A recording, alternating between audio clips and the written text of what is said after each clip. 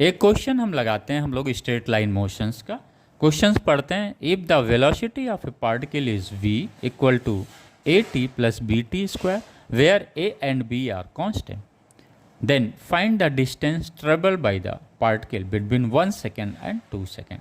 यहाँ पे हम मैथ में इंटीग्रेशंस का कॉन्सेप्ट हमें समझना है, और एक सिंपल हमें ये इंटीग्रेशंस पता है, x to the power n integrations किसके रिस्पेक्ट में, with respect to the x, इसकी वैल्यू क्या आएगी, x n plus x to the power n plus 1 upon n plus 1। ये हमें याद रखना है, राइट। ये integration x to the power n का किसके रिस्पेक्ट में, x के रिस्पेक्ट में, ये इसकी वैल्यू आती है, राइट। आइए, हमें पता है वेलोसिटी क्या होता है, rate of change of displacement is known as the velocity. v equal to d s by d t हो गया, राइट। हमें क्या निकालना है, डिस्प्लेसमेंट निकालना है, तो ds क्या हो जाएगा, v इंटू डी टी हो जाएगा, राइट।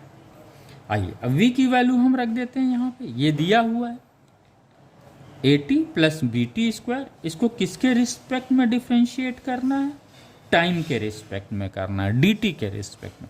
हमें ये पता है दिस वन, राइट। तो हम इंटीग्रेट कर लेते हैं। तो इसका इंटीग्रेशन ए क्या है, कांस्टेंट है, बाहर आ गया।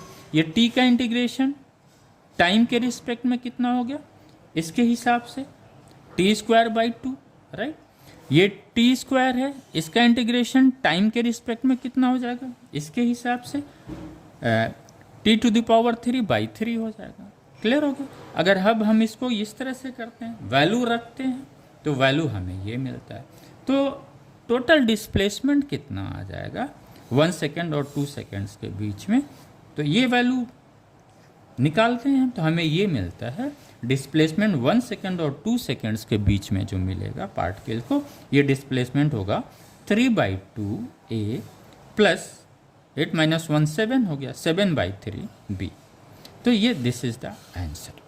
उसमें हमें ध्यान क्या रखना, जब भी कभी इस तरह से सवाल आए, बिटवीन पूछता है, यानी हमें इंटीग्रेशंस की तरफ जाना पड़ेगा, और इंटीग्रेशंस में ये चीज़ें हमें क्लियर होनी चाहिए।